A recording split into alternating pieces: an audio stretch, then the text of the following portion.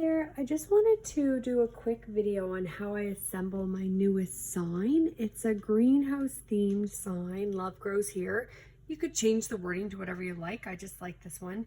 And each of the flower pots can be personalized with the names of the family. So you can have up to 15 family members in the greenhouse. And then there's like a cute little garden cart where you can add a few more.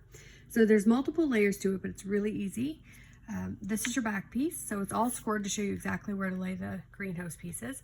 And these are hidden behind your frame, but they actually give you a place to attach a string in the back so that you don't have to find a way to hang it when it's done. So this is your first layer, this is your middle layer. It just gets glued right on top there.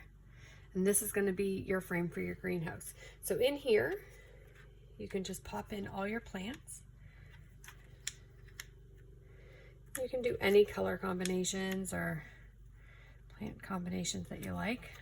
I'm not going to glue these down right now. I'm just putting them here to show you. So there's all different size pots.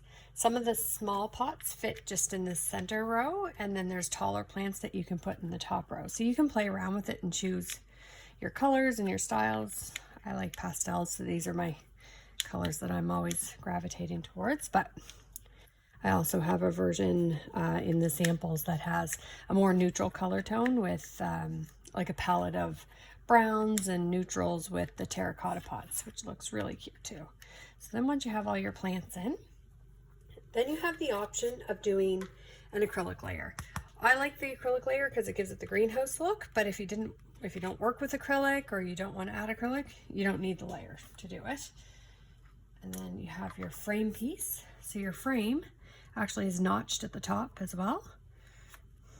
So that goes right, it gets glued right on there, and that kind of fits around the greenhouse. And then you have your top greenhouse trim. So this kind of gives it a multi-layered look, almost like there's a back to the greenhouse.